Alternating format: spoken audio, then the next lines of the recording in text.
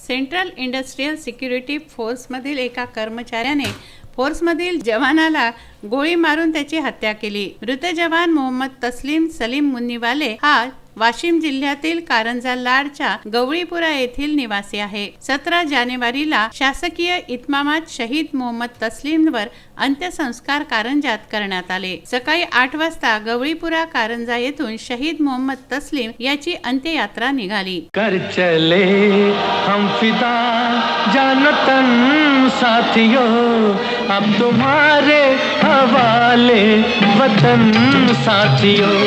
कर चले हम फिदा जानतन साथियों, अब तुम्हारे हवाले वतन साथियों। कर चले हम फिदा जानतन साथियों, अब तुम्हारे।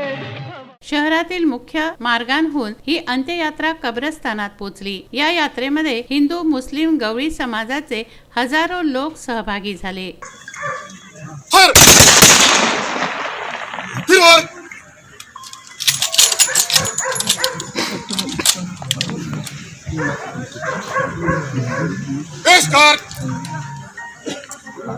राष्ट्रीय एकात्मतेचा संदेश या नागरिकांनी दिला। राष्ट्रीय एकात्मतेचा संदेश देण्याबरोबरच शहीद मोहम्मद तस्लीम यांच्या परिवाराच्या दुःखात सहभागी होण्यासाठी हे नागरिक आले। शहीद मोहम्मद तस्लीम अमर रहे या घोषणांनी कारंजा शहर दुमदुमलं। हिंदुस्तान जिंदाबाद, भारत माता की जय अशा घोषणाही यावेळी लावण्यात आल्या। अक्षय लोटे, विदर्भ न्यूज, कारंजा।